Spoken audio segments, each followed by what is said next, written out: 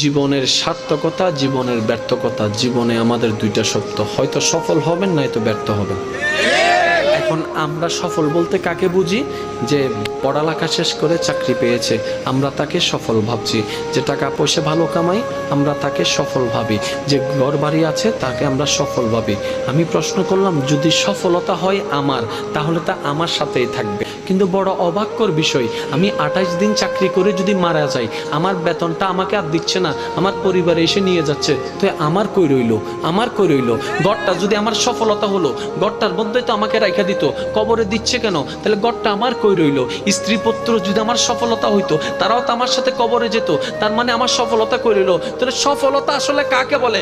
আমরা এতদিন যেগুলাকে সফল ভেবেছি, এগুলো একটাও সফল নাই, এগুলো একটাও সফলতা না। আসল সফলতা হচ্ছে তার ভাগ্যেই জুটেছে যে সৃষ্টি স্রষ্টাকে খুশি করতে পেরেছে, সেই সফল।